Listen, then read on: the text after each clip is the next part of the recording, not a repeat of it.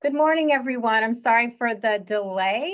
DA Ryan will be joining us shortly, but just in the sake of time and being mindful of everyone's time, we're just going to start with our presenters, and then she'll catch up with us as we start.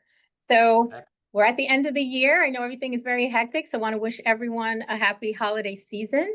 Today, we're going to do a little overview of some of the organizations that have come and met with us before, just to get a sense of what they have been doing over the year and what they foresee they will continue doing in their advocacy around hate and bias into the new year.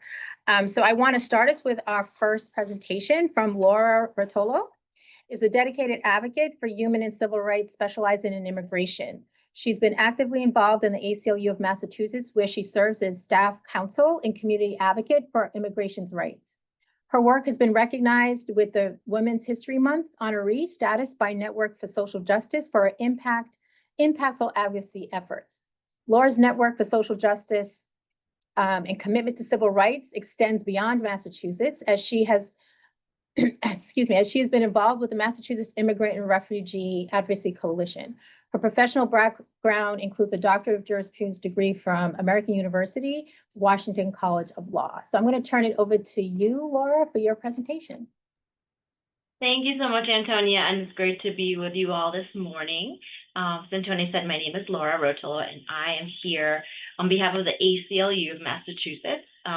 Very excited to talk with you all about what's been going on this year. I know you all have been doing a lot of fantastic work, and we're so appreciative of DA Ryan's leadership on so many of the issues that we care about, and for pulling together this group to really talk about anti-hate, anti-bias, where we are and where we go next.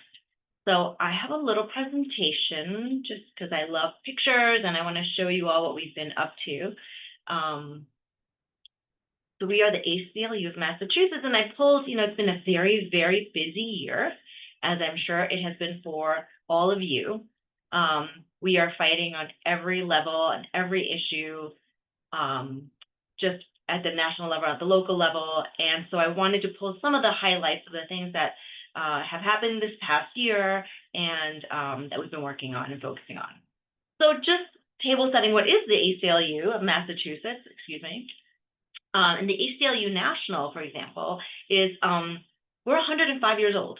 We are a national organization that have worked in every day in court, in the legislature, in communities, and our goal is to defend and preserve the individual rights and liberties guaranteed by the Constitution, the Bill of Rights, and the laws of the United States. So that is our national organization.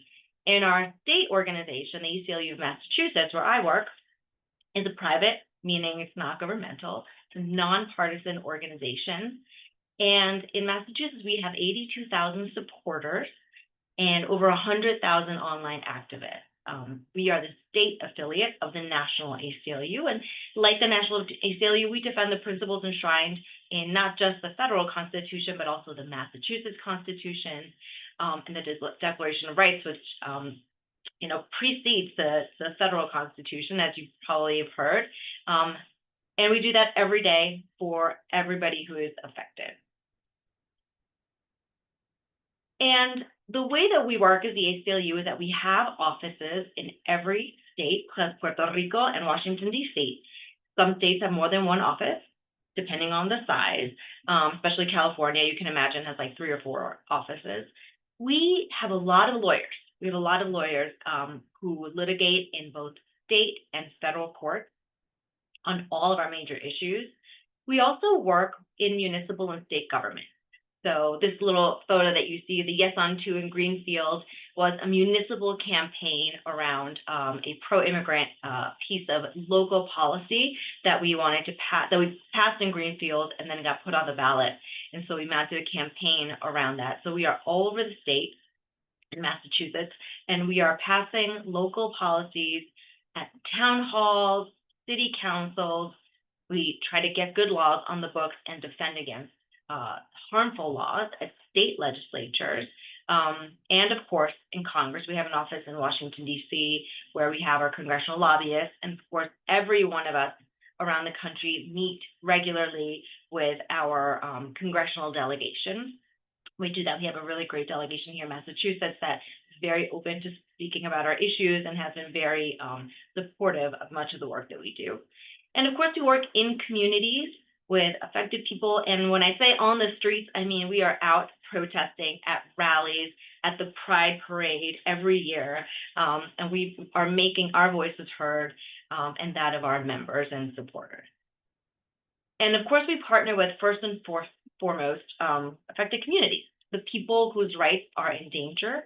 We center them, we work together with them, we listen to them, and we make sure that the work is aligned to really impact the greatest number of people and the most urgent harms that we're seeing, especially from this government, but every day, always centering the communities that are affected by civil rights and civil liberties threats and violations. We partner with so many local and national organizations, so you will hardly ever see us working by ourselves. We work in coalition with organizations that represent all sorts of communities. We partner with media, schools, and libraries. Some of the pictures that you're seeing today, we love to be in libraries, educating, learning from the public, giving out resources. And in schools, we love to work with young people to especially teach them about civic engagement, how to get involved from their school committee to their local government to the federal government, how to get involved to make sure that they learn how to protect their rights, excuse me, from an early age. We also work with volunteers and our members and supporters. And since January 20th, which was the first day of this administration, our national organization and our affiliates around the country have filed 132 lawsuits against the Trump administration's abuses of power and 99 other legal actions such as Freedom of Information Act requests, administrative requests, and complaints. So we've been very busy around the state and working with many partners, again, 132 lawsuits to date. And so I wanted to focus on some of the areas that have really come to be a major focus for us this year. First, of course, is immigrants' rights. With the attacks on immigrants coming from everywhere, we really have a deep focus on protecting the rights of people who come to the United States. So since January, we've led challenges, for example, on the very first day against the Trump administration's birthright citizenship executive order. So the order that would try to strip the right to be a U.S. citizen if you're born here of a person who is undocumented or without legal status. We think this is blatantly unconstitutional, and we sued within hours of this order coming down because we knew it was coming and we had time to prepare. So with others, one of our lawsuits is actually right here in the New England area, and our lawyers here at the Massachusetts affiliate brought those two lawsuits. We also are defending the due process rights of immigrants when they are in the process of being deported, being removed, or seeking status. Those rights are actually under threat as well. And we, for example, sued on behalf of a group of people who were not getting access to a bond hearing, which is a hearing you get to request that you be removed from immigration detention and that you be able to fight your case outside of the jail context. We also do a lot of educating the public and working with the public. We have done over 125 Know Your Rights workshops this year and reached over 5,000 people in the Commonwealth. And we don't do that lightly. We don't take that obligation or that responsibility lightly. We do very intensive workshops where you can learn your rights, you can practice them, you can really act it out and see how they come, they happen in the real world. You can ask questions of our advocates. Of course, we have written materials and we distribute those as widely as we can, but we really believe that it takes an in-person workshop to get familiar with the rights, because if you don't know your rights, if you don't use them, you lose them. And if you don't know them, it's hard to use them. So we have reached thousands of people across the Commonwealth this year. Most recently, we represented a Fitchburg resident, Carlos Zapata Rivera, who you may have seen a really horrible video that went viral when ICE pulled over Mr. Zapata Rivera and his wife and a small 1-year-old child in their vehicle. And the ICE agent reached into the vehicle and strangled Mr. Zapata Rivera until he lost consciousness. We sued for excessive and unlawful use of force because what happened to him should not happen to anyone. And it is what we're seeing over and over again. that immigration and customs enforcement has just gone too far. They are increasingly violent. They're using tactics that we haven't seen used before, breaking in windows, this poor gentleman who was strangled. And this is just a quote from our attorney, Dan McFadden, who represented him, where he said, Carlos posed no threat to anyone. Yet this lawsuit alleges that the federal agent compressed the blood vessels in his neck until he lost consciousness and suffered involuntary seizure-like movement. The agent's use of force against Carlos was dangerous, grossly excessive, and unlawful. And so we are representing him in jail, in court. Another thing we're doing is, of course, we're advocating our state legislature for the legislature to take action on immigrants' rights. And we've joined a coalition. As I said, we always work together in coalition called Protecting Massachusetts Communities. And we're advocating for state legislation that would do three things. One, make sure that our state agencies don't assist ICE, don't help them make these arrests, don't help them do their operations, and that they don't turn our police into ICE agents. This is something that we're seeing across the country, that ICE uses local police as what they call force multipliers. They get into agreements with them where they deputize local police officers to also act as ICE agents. This is tremendously dangerous for everyone. When your local police officer is also an ICE agent, it blurs that line. You don't know who you're dealing with, and it gives them federal powers that they wouldn't ordinarily have. And so we want to make sure that our state legislature bans that kind of collaboration, as many other states are beginning to do. And DA Ryan has always been so supportive of this, drawing a clear line between what the locals do and what the federal government does, so that justice can happen at the local level. And we also are asking the state legislature to fund legal support against deportations. You may or may not know that immigrants, when they go into immigration court, they do not get a state-appointed attorney if they can't afford one. So they have to hire their own private attorney. And people who have attorneys in immigration proceedings do much, much better, are able to have their rights really vindicated. And so we're asking for support, like many other legislatures have done, to fund legal support. And they already did that in the budget last year. We got a $5 million appropriation for that, and we were asking for that to be made permanent. Okay, so moving beyond immigrants' rights, something that we've absolutely focused on this year is mass public resistance. So we joined forces with 5051, Indivisible, and many other groups to stand up and show our power in acts of mass resistance. We were at the Hands Off rally back in April, the No Kings rally, the Good Trouble rally, and in October, we had a giant No Kings rally on the Boston Common. Maybe some of you were there. That day was 2,600 events around the country. It's estimated that 7 million people protested around the country, and that is huge. On the Boston Common, we had a record 125,000 people. This is just an aerial shot taken of that day, which shows not even the whole Common, but this is, you can see, if you weren't there in person, just how many people showed up with beautiful costumes, creative signs, all to say, we will not be ruled by a king. We want our democracy back, and we are going to show our power. So we're going to continue to do that in the coming year. Free expression is always an important issue that we work on at the ACLU, because it is, one of the bedrocks, being able to exercise all the other rights. If you're not able to speak out, how do you exercise your rights? And one of the cases we took on was on behalf of Rumeysa Ozturk, who was a PhD student at Tufts, was picked up in also a video that went viral. And the reason I didn't put this into the immigrants' rights bucket is that the government made clear that the reason her visa was taken away and she was picked up was because of her speech, because of an op-ed that she co-authored in the Tufts daily newspaper, speaking out about, U.S. foreign policy. Because she spoke out, they singled her out for that treatment. And we believe that that is an affront to free expression, and that, if this happens to Rumeysa, it will happen to everyone else next. And so this is a case we were very proud to take on. We are always fighting for members of the LGBTQIA community. We brought very early on this year a challenge to the executive order around passports for transgender, non-binary, and intersex Americans who would lose that designation on their passport and make it very difficult and dangerous for them to travel or use that passport for identification when it doesn't match their gender.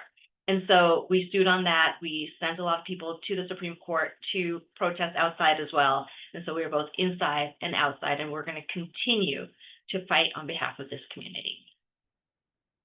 Voter rights, another bedrock principle that if we don't have these rights, how will we affect government if we don't have the opportunity to vote for candidates that we believe in? And so this year we expanded our program that we call BIPOC to the ballot box. And these are focusing on cities where there's a large BIPOC population or a growing population. And we talk to voters, we go door to door, knock on their doors, and especially focus on voters who aren't going out to vote. We ask them why they're not voting, what issues they care about. Then we ask the candidates those questions and come back to the doors with voter guides about what the candidates said. And so it's just deep canvassing and community work at the very local level. And we did that in Brockton, Springfield, Lawrence, Randolph, and Worcester this year. And we're going to continue to do it because we really believe that once you understand who the candidates are, what your local government does, it empowers all of us. Privacy, and Antonia, how am I doing on time? Should I rush through? I have just a few more slides. Doing okay, great. Privacy and bodily autonomy are two issues that we talk about together, and I'll explain why. So we have a program called the Technology for Liberty program, and it's a national leader, and we really focus on areas of data privacy, mass surveillance. And so right now we're very concerned, of course, about unregulated artificial intelligence. We are concerned about the sale of sensitive personal data, including the sale of your location. You know, the data, your location data that's on your phone is up for sale for anybody who can pay for it. And that is a real problem for people who may be vulnerable about where they are going. Are they going to seek abortion care? Are they going to religious services? Are they going to, a protest gathering? That kind of location is available to anyone to sell. And we are asking the state legislature to ban that sale. And we are also working to regulate artificial intelligence. And one of the things that we have focused on this year is the license plate readers that are sort of everywhere. You park and there's an entity that goes around and reads license plates to, hand out tickets. There are also these license plate readers used by cities and towns from the Flock company. And we have found out through public records requests that Flock takes that data, and unless you tell them otherwise, they will share it with other states and other federal agencies, including ICE. And this is something that we do not want. We do not want our data in Massachusetts to be just shared with other states who may be doing things we disagree with, including not protecting abortion care and not protecting immigrants. And so we're doing this work at the State House, and we are also doing it at the local level because every city and town that has Flock should know about these risks, should know what's happening. And so recently we went and testified before the Cambridge City Council, and they decided to actually end their contract with Flock amid their concerns that were raised by community members and the ACLU. And we're going to be doing that in every town that we need to do it. So if Flock is in your town and you'd like to do something about it, let us know because we'd love to partner with you. So lastly, that is some of the highlights of what we've worked on this year. If you'd like to join us, we would love to have you. We have a beautiful program called the Action Team. About 5,000 members around the state are part of the Action Team. They're volunteers, they're activists. There are all sorts of opportunities to get involved. That is the QR code, and you can also go to aclum.org/volunteer. Here's some other pictures. As you can tell, it's a lot of fun. These are very difficult issues that we're working on, and we believe in the transformative power of joy. We do the hard work. We call our legislators. We advocate on the hard issues. We go into court, and we also gather in community to uplift each other, to show joy, to resist with joy. And our Action Team members really get a lot out of it, and we get a lot from them. So once again, that's the QR code, and that's the link if you'd like to join us. And that is it. My name again is Laura, and it's been great to be with you today. Thanks, Laura. That was great. And, Laura and the ACLU have been great partners with us on so many of these issues. Questions for Laura? Just one quick question, Laura. Oh, and I see, go ahead, Rev. I didn't see your hand. Go ahead. Oh, no. Thank you, Laura. I appreciate your presentation and all your work. Couple questions for you. One is, tell me about your attorneys, lawyers in terms of compensation. Are they compensated for work they do? And where does that money come from? Do they do any pro bono work? A second part of that. And the third question would be, talk to me about what the criteria you use in selecting a particular issue or case that you are going to come alongside on. Yeah. Thank you so much. So the ACLU is not a direct services organization. We are a law reform organization. And so we do not charge clients a penny. All the work we do, you could call it pro bono, but we're a nonprofit organization. We do not charge our clients. Our attorneys, like our organizers and our, communication staff, are all paid by the ACLU, and we get our funds from donations. We don't take a penny from the government, never have.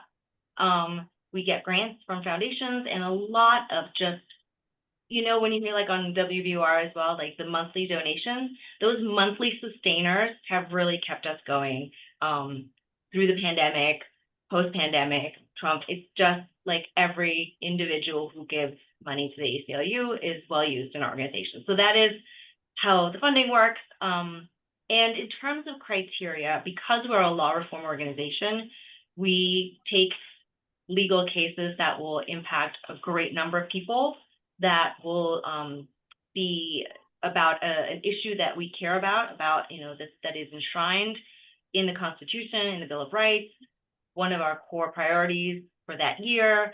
And we also, sort of divvy up the work with other organizations. There are other great organizations that have lawyers, and, we'll be working on one issue on immigrants' rights, for example, and another organization will work on a different part of that. So that's sort of the selection process. Okay. That was my Anybody question else? I had. No, that was Oh. my question that I had, that Reverend Lloyd. So go ahead, Marian. No, thank you. Thank you, Laura. You're gonna, will you share, you had put your contact, maybe we can put her contact in the chat. Yeah, absolutely. All right. Okay. Before we turn it over to Chad and Alexis, I want to just apologize. I was with our grand jury, and because everybody in the world is out on the road, it was a little bit slow getting started this morning. So I want to just thank everybody. Hopefully we think of it all the time, but the end of the year is just an opportunity to really think of all the collective work that we have done. And so many of you have helped us really in confronting hate and bias and a number of the other issues that have come up in the last year. And I want to talk for a minute about a couple of events that we've had since our last meeting, and kind of let you know where we're going with that. We are very much focused on the future, empowering the next generation of civically engaged and inspired folks, thinking about these are the people who become our jurors. These are the people that we ask to run for office, take positions. So the first of a series that we have created called Empowering Citizens happened on October 29th. And the idea of this really is, we can all talk about the parade of horribles and the things that are happening. I really, especially for our young people, want to be focused on the future and keeping in mind that, if you are a 15 or 16-year-old kid now, for most of while you've been aware of the outside world, there has been a lot of crazy things happening. And we know that eventually those things will pass. And we want to get people focused on what's a good example. What do we want them doing? So our Empowering Citizens program really started with a book that I read that some of you may be familiar with. It's a book by Richard Haass, who is the former president of the National Security Council on Foreign Relations. And the idea is we all are pretty familiar with the Bill of Rights and the things that belong to us as protections and that we would fight for. But we don't always think about what are our obligations because of that. Obligations like voting, like being engaged in conversation, being civil, doing things that are important in our communities. And we really want to focus on that with our young people. So for this first program, we brought about 250 high school students together in Lexington, purposely in Lexington, because we talked to them about how this is where our country started. And we had Dr. Haas with us. We had Robin Brooks, a foreign policy advisor to Vice President Harris.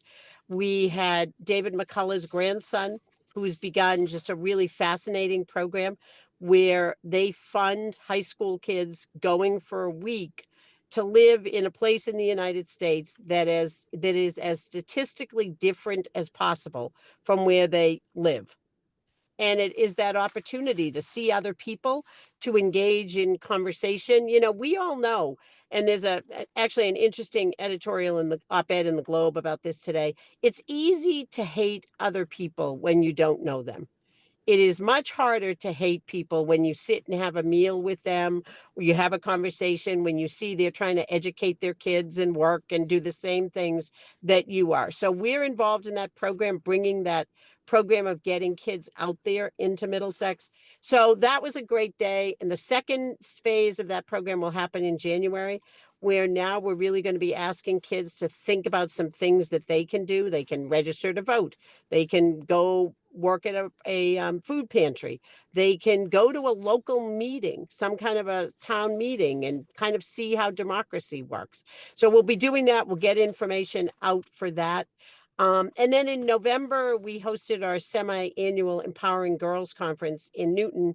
We had almost 400 young women hearing from speakers across a variety of professions, thinking about perspective. How do you put things in life into perspective? And how do you build a legacy? How do you yourself build a legacy of what you want to leave changed in the world? So while they might not be directly tied to this task force's work, I really see them as important prevention efforts.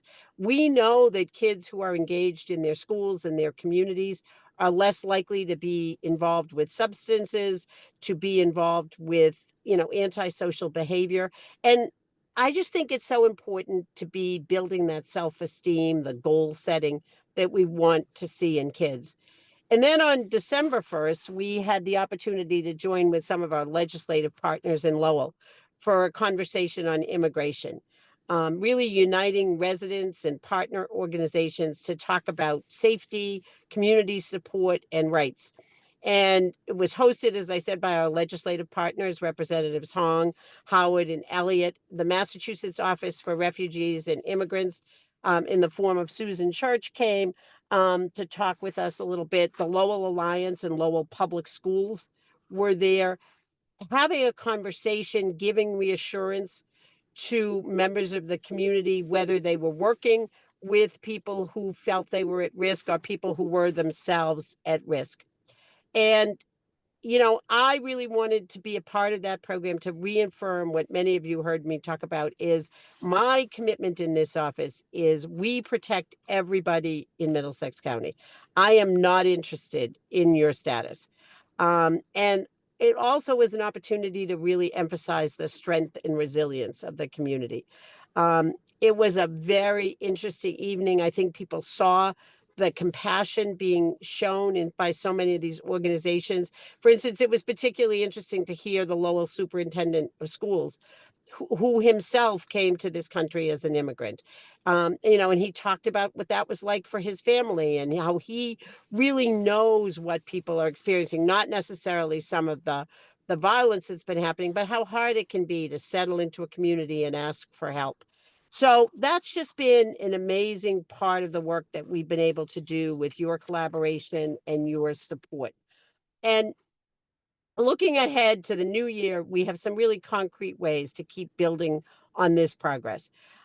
We are trying to strengthen the referral pathways to our programs. We are sharing the data and the resources so people can see what's working, where we need to be doing more work. We're happy to partner with people in co-hosting trainings and coordinating outreach. And it is, I think, this task force and the regular communication that helps us to know what's going on. I think We are all busy. There's a lot of work to be done. This is a big county. We don't want to keep rebuilding the same thing. If one community has found something that works, we want to share that and let people replicate that rather than start over.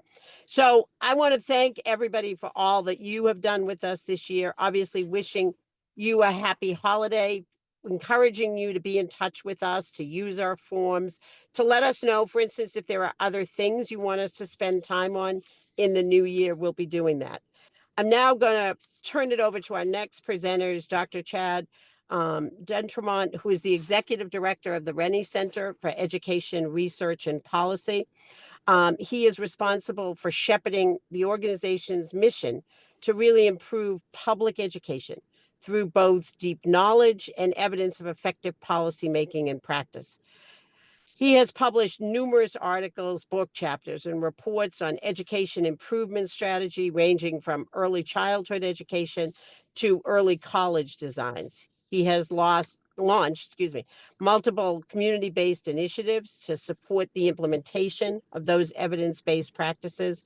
And in 2012, Dr. D'Entremont helped found the Massachusetts Education Partnership, which is a coalition of labor management leaders committed to sustainable work improvement. And he captured the success and the lessons learned in his book, Improving Education Together, a guide to labor management community collaboration. Dr. D'Entremont has supported over 100 school districts in their drives to improve their programs through network-based initiatives, including the Excellence in Social Emotional Learning Network and the Massachusetts Institute for College and Career Readiness.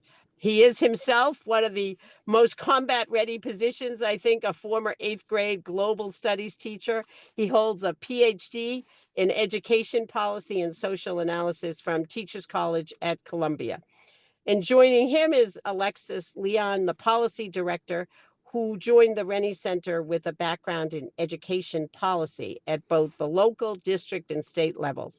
And in her role as policy director, Alexis leverages findings and lessons learned from the organization's research and their on-the-ground initiatives to both develop and oversee a policy agenda aimed at driving systemic improvement in Massachusetts public education. And I think we've all had an opportunity to really see and talk this year about how much depends on good education, good workers, good citizens, growing our economy, keeping Massachusetts competitive. And prior to joining the Rennie Center, Alexis served in several capacities with the Massachusetts Executive Office of Education. She spent time supporting the Boston Public Schools central office redesign and restructure. And she also began her career in education as an English teacher in Baltimore City at an alternative high school that serves 18 to 21-year-olds. And in her civic time, she serves as a board member of a local nonprofit, Partakers, Inc., which supports prison education in Massachusetts by coordinating teams of volunteers who mentor both men and women who are incarcerated as they pursue higher education.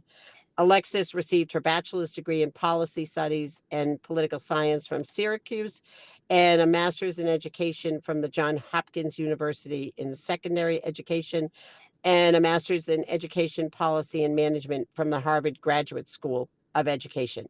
So, I welcome both Chad and Alexis, and thank you for being here this morning.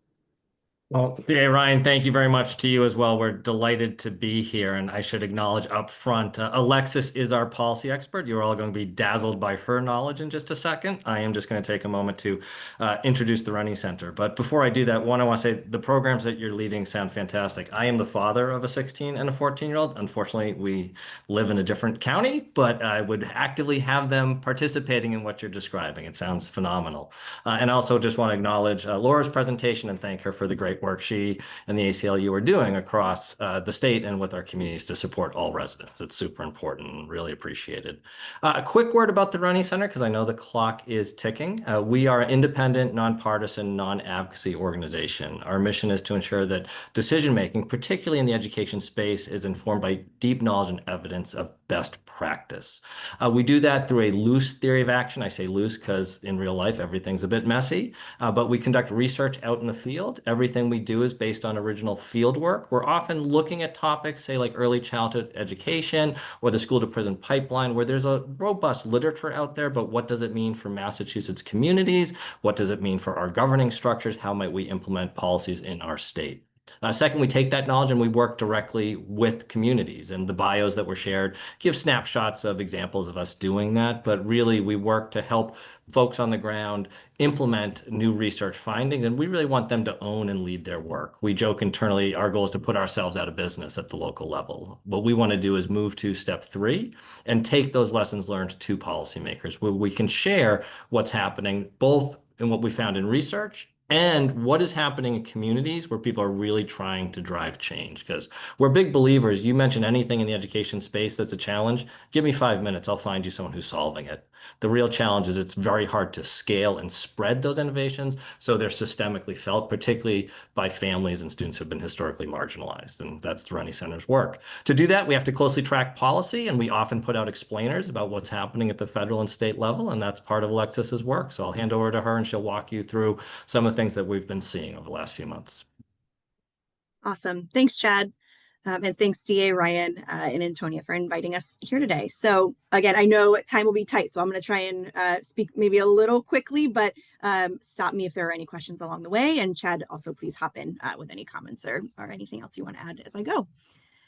So Laura, our deputy director, joined us in July, and we had the opportunity to present to you all this summer. So today I'm going to just provide a couple of updates. One, kind of an overview and setting some context for folks who weren't with us in July of what we reviewed, and also kind of what's happened in the months since we talked to you all over the summer.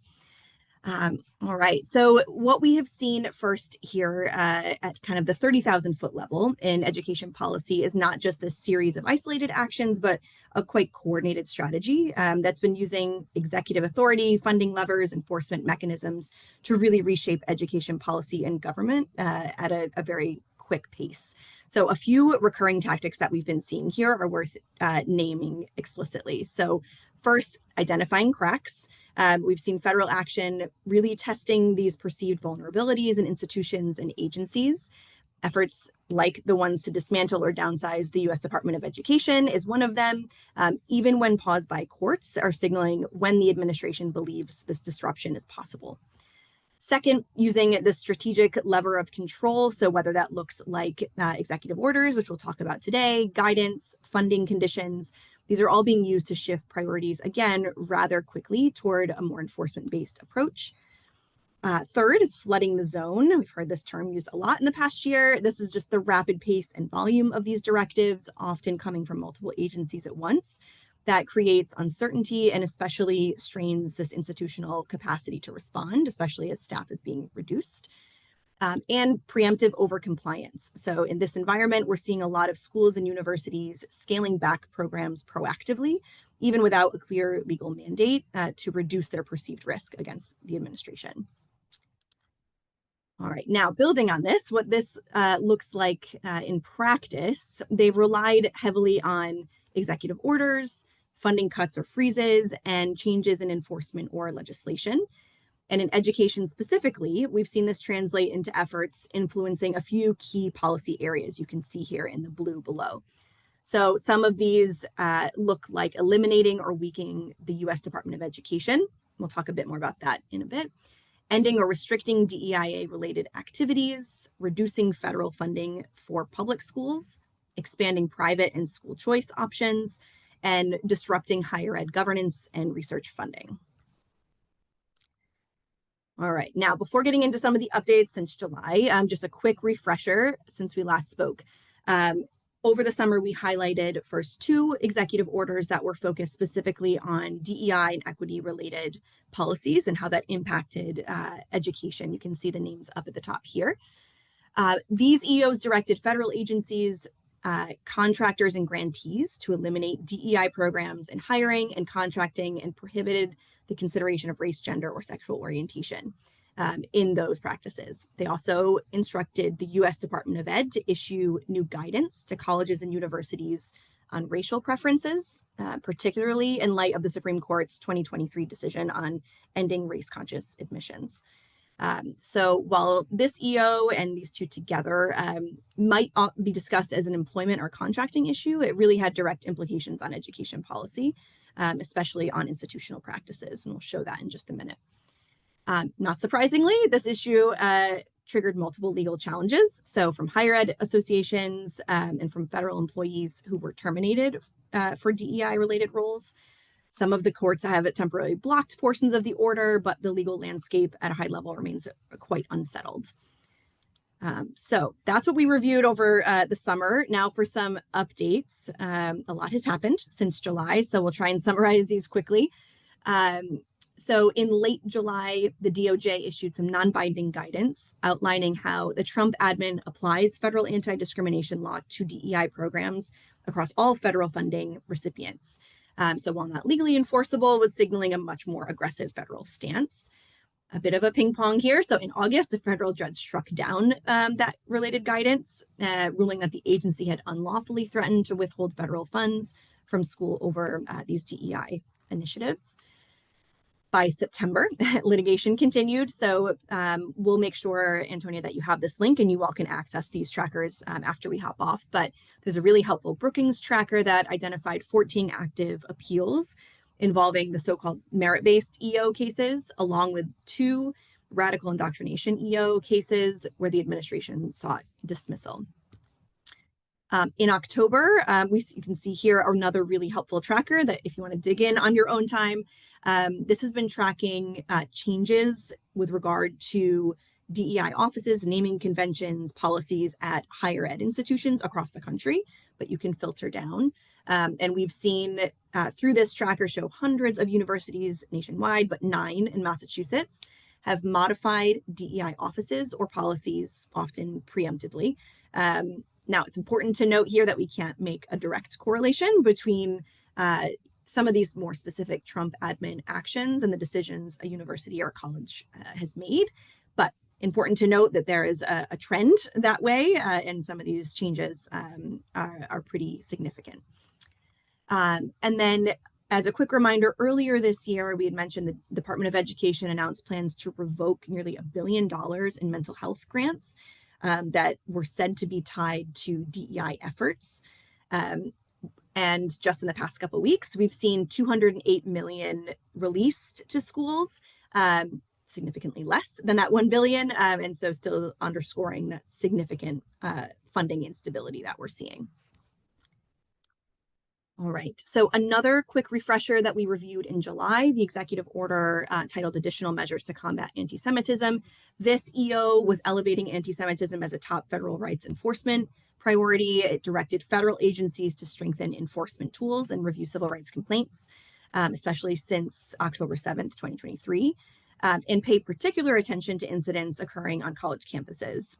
So this order also called for guidance on these rights, and potential deportation of non-citizens engaged in unlawful activity, signaling obviously much more aggressive federal posture. In mass, we saw these play out rather quickly. So federal actions targeted campus speech and anti-Semitism, including a federal task force that carried out investigations in Boston. Harvard sued the federal government over frozen research funding, arguing it was unconstitutional. And as Laura raised earlier in her presentation, the detention of a Tufts doctoral student following pro-Palestinian speech had significant backlash from state leaders. So all of those developments together, what we talked about over the summer, were just raising real concern about free speech, academic freedom, especially at higher ed institutions, and what the scope of that federal intervention looks like. All right, so since July, the actions tied to anti-Semitism have escalated significantly, specifically in higher ed. So the administration's anti-Semitism task force targeted multiple universities for potential funding cuts, Columbia potentially being the most high profile here, involving an initial $400 million reduction in funding before reaching, I believe, a $200 million settlement. Other institutions, more locally Harvard, came under scrutiny or experienced some significant funding freezes as well, even as many of them attempted to resolve those issues through negotiations or litigation. The most, again, high-profile case for us locally involving Harvard, which sued the federal government over their freeze of billions of dollars in research funding, which was a larger umbrella. Some of that included claims of anti-Semitism on campus. In September, you can see here a federal judge blocked that freeze, citing procedural violations. And by mid-October, much of that frozen funding had been restored, though the government has signaled plans to appeal. So again, much of a lot of ping pong back and forth of what's going on in policy there. And then finally, most recently, some former DOJ officials have alleged the department leadership pressured staff to, quote, find evidence that universities, particularly UCLA in this case, had illegally tolerated anti-Semitism on campus, and raised concerns about just politicized enforcement and continued threats, again, even after some prior settlements. All right, Alexis, if I may, Yes. just to share with the group, Please. one thing that we've seen in the education space coming out of the Trump administration that's important to keep in mind, and lots of differences between this administration and past administrations, but you could say past administrations, the primary purpose of an executive order or policy change was to enact that change. I think that's a secondary concern often for the Trump administration. It's not that they wouldn't value those things happening, but they are simultaneously removing federal staff, appointing leadership that isn't experienced in running those departments, reducing funding, and doing so many things that actual staff can't keep up. So really what it often seems like is two things. One, an initial authorization for actions that they're going to take anyway, like the detainment of students that we heard about through Laura's presentation. It just gives a quick justification. They don't really ever return to it, nor follow up on the policies all that much. The second thing is that it's a political wedge issue that they can then exploit for politics, regardless of what actually plays out on campuses where they're saying the policy should be changed. Awesome. Thanks, Chad. Two quick notes here. Chad mentioned that the Rennie Center put together a few explainers. So this is our plug to check them out. Obviously, we don't have time to go through the flood of EOs that came out in the past year and give you updates on all of them, but we do have summaries of each of the EOs that came out related to education. So we'll be sure to share these links. There were two that we did not raise over the summer, just that wanted to give you a few quick updates on. One is a memo labeled Ensuring Transparency in Higher Ed Admissions. And so this occurred on August 7th.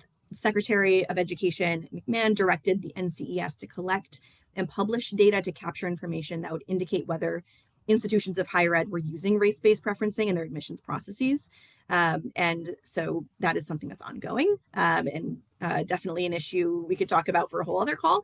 And the second EO, just worthy of mentioning, is the improving education outcomes by empowering parents, states, and communities. This one was the EO aiming to close the U.S. Department of Education to the, quote, maximum extent possible. Just recently, a few weeks ago, had signed 6 new agency partnerships to redistribute some of the Department of Ed's responsibilities to other cabinet executive offices. So just 2 other ones we hadn't mentioned before, but a lot of updates on since. As well as this last slide here, since we last spoke in July, again, a lot has happened, but One Big Beautiful Bill Act had passed. And so wanted to flag this, that we obviously didn't raise back in July, but has clear and pretty significant implications for equity in schools. So we also developed an explainer to help unpack all of these impacts. The QR code is here if you want to check those out. But particularly involving major cuts to Medicaid and CHIP, reductions in SNAP funding, and significant changes to student loan options and repayment plans. And so while some of these might not feel like education policy on their face, they do directly affect students related to healthcare, food security, post-secondary access and affordability, and all conditions that shape student learning and outcomes. So we encourage you to check that out if you're interested in learning more. And I was just going to emphasize that point as well, particularly when we talk to practitioners in the early education or the K-12 space. Well, all of these issues are of utmost importance. It's the funding that they talk about the most. Medicaid is a major part of school budgets. It supports things like special education. Free and reduced price lunch is often where students receive breakfast and lunch during the day. So that is of major concern to the education system. All right. That was my fast and furious presentation. Hopefully 2 minutes to close us out. I'll turn it back over to DA Ryan or Antonia. Thank you so much. Yes, are there any questions? I think DA Ryan will come right back on. Yes, Rev Lloyd. Hi, thank you so much for your presentation. Tell me something, what do we do or research, what have you, around the area of our children and mental health? in education? Anything? What's going on in there? Yeah, so the Runny Center partners with the Department of Elementary and Secondary Education and a couple other organizations. One's the Mass School Consortium for Mental Health. Another is Bright, which comes out of the Bright Brookline Health Center to support schools in building comprehensive mental health responses for students. I say responses because the idea isn't to turn them into health clinics. There is a balance here between not asking schools to be everything to all people and basically become our social welfare state, but also recognizing that schools are where students most commonly manifest a mental health challenge. And on average, it takes between 8 to 10 years for them to actually get professional clinical support. So schools need to do something, and we're trying to figure that out. What we do is help them design what's known as a multi-tiered system of support, which looks at both preventative and intervention strategies for every single student, accounting for both strengths and challenges for those that would be helping them get prepared for the future to those facing really emergent crises around suicide ideation or depression that need immediate intervention. It gives them a formal system to do that. It includes things like screening, referrals to counseling, data tracking to understand how students are re-engaging into the classroom. I'll put a link in the chat, and anyone who wants to know more about it, be happy to be a whole hour presentation itself, but happy to talk about the program. I want to ask the both of you, as we're talking about this, and a lot of work of all of our different stakeholders that are on the call. When you talk about the policy and funding, what do you see in the future as to either in 3 years, a new administration coming in, what would be the capability that they would have to come back and undo some of the harm, whether it was the funding and the policy, either through their own EOs or through other things. But how does that also impact the court? And so, the court maybe making some of these things irreversible, and I'm talking about the Supreme Court. What do you envision over the next 3 years of to what capacity can these things be undone? Or is it that we won't see the impact necessarily till several years? And I know that's a loaded question, but I think a lot of times we end kind of feeling like we've got 3 more years of this. What can we do on the ground? And you suggested, Laura, working in collaboration to fight some of these things, but we're always thinking about the systemic change that's going to be needed. So can either of you have some idea of what that kind of looks like? Yeah, so maybe I'll do bad news, good news. Yeah, the bad news is these changes are not easy to fix. And you're probably hearing that through multiple sectors. The hollowing out of staffing at the Department of Education, those individuals can't be quickly replaced by a new administration. Many of the funding cuts are in the bill that was passed. That would require new legislation to bring that funding back in. So part of that is organizing on the Democratic side to elect officials and bring in new administrations that can pass new legislation, but that is going to take time. Having said that, okay, so let's do the good news. The good news is Massachusetts has shown that you can have a strong, unified front against these kind of decision makings, both in sort of how you're addressing the issues. I think it's notable that our state leaders have been very outspoken and unified in how they stand up for equity in Massachusetts. And I think that also gives cover to places like Harvard University or MIT that have been targeted by the administration. But the state itself is also stepping in and shoring up some of the needs. So it's committed to making sure that meal services remain available to students. It's committed to sustaining funding in early childhood education. It's expanding to do things like mental health. There's a point where, there's only so much money to go around, but having a clear vision as a state of how we want to build the system is a way to act sooner than what the federal government can do. Yeah, I don't know, Alexis, you want to jump in? Yeah, I would echo all of that, and thank you for your amazing presentation. I learned so much from you today. I'd love to be in touch more. And look, there's no sugarcoating the fact that it's way easier to destroy than it is to build. So it is going to take, I don't know, maybe a generation to rebuild a lot of this. It is much easier to destroy. And the changes at the Supreme Court level, will probably last a generation, right? That said, it is an opportunity to rethink so many things and to really think about what is the world that we want to live in? What does our democracy look like going forward? they're breaking it. So what do we do to rebuild? We don't have to rebuild the same way, right? What are the things that we can actually really start to rethink more creatively, go back to basics, go back to foundational principles, and rebuild better, right? Rebuild better. So it is an opportunity. And I will also echo Chad's point about, the state and local, what we call firewalls. We're really trying to build these firewalls at the state and local level, together with other like-minded states, so that we can at least stop the full extent of the harm from coming to Massachusetts communities. Any other questions?